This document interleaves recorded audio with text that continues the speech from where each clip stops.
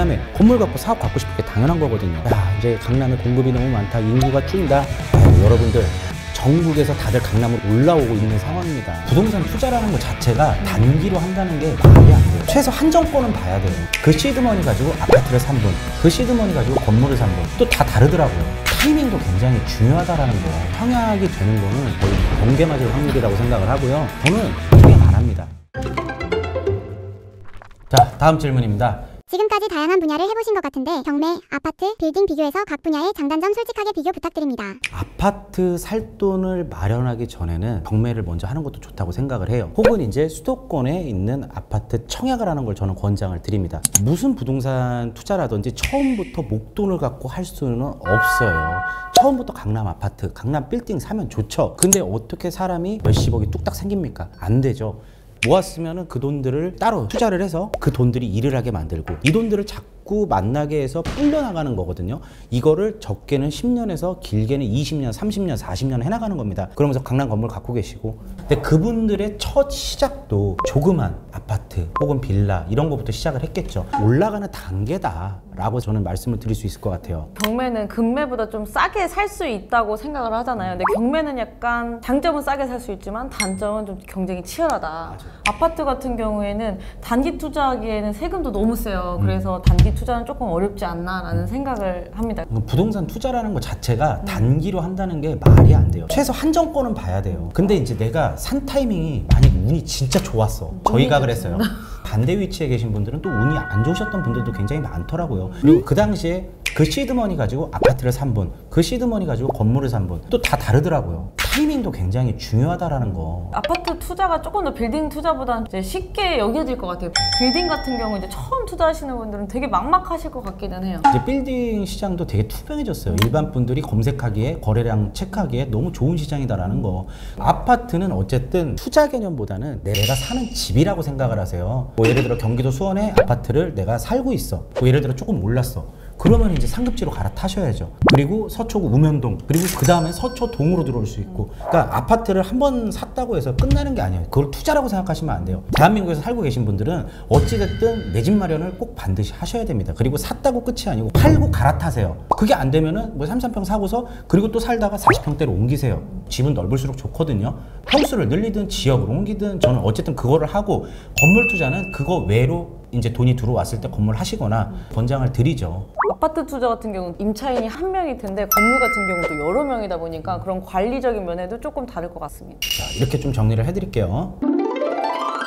첫 번째 청년주택 드림 청약 통장 유지해야 하는지 궁금합니다. 부동산 전문가들은 어디 은행 쓰시나요? 금융사 추천 좀요. 1번부터 말씀드릴게요. 청약이 되는 거는 거의 번개 맞을 확률이라고 생각을 하고요. 저도 청약 통장 있는데 이거를 해지해야 돼, 말아야 돼. 그냥 갖고는 있는데. 맞아요. 왜냐면 저희는 이미 뭐 집도 있고 일단 점수가 안 돼요. 점수가 안 돼서 할 수가 없습니다. 근데 몇 년 전부터 서울의 알짜 지역에는 만점 통장들이 나오기 시작했어요. 꽤 많이 몰렸어요. 근데 그분들도 보면은 정말 오랜 시간 동안 무주택으로 있었고 부양하는 가족 수 막 늘려야 되고, 심지어 막 부모님 모시는 분들까지 계시더라고. 점수 만점 만들려고. 대단합니다. 저는 제가 수입이 된다면은요 청약 안 합니다. 그냥 매매해서 사요. 그게 저는 맞다고 보고요. 뭐 예를 들어 이제 경기도권이나 지방 같은 경우는 쓸 수 있겠죠. 하지만 서울에서는 진짜 받기 어려워요. 현실이더라고요. 저희도 애가 둘 있는 상황에서 안 돼요? 안 돼. 애 셋은 돼야 이제 다자녀.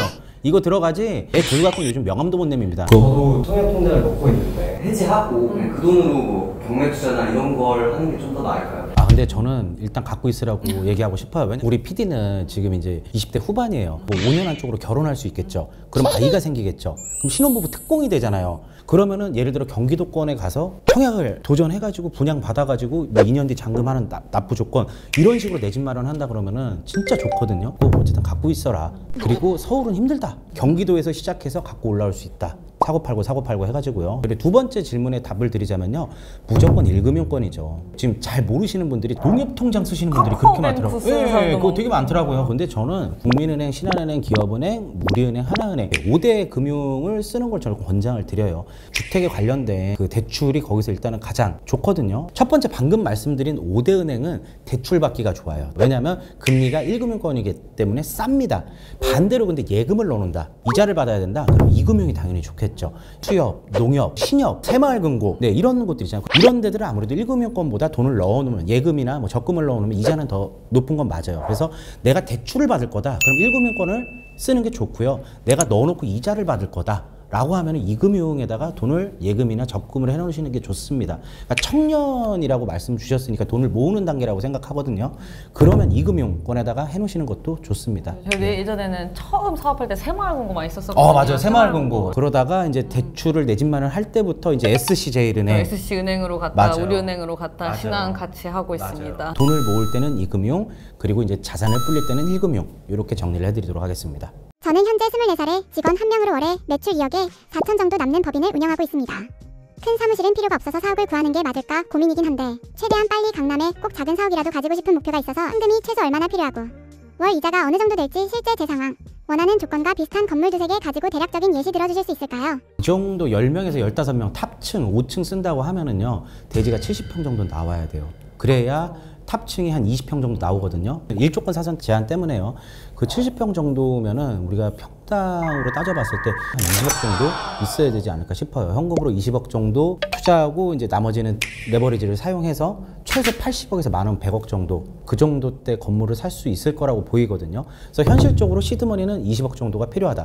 월 매출은 2억이고 월 4천 정도씩 남는다고 하셨으니까 4천씩 그 1년 모으면 5억이네.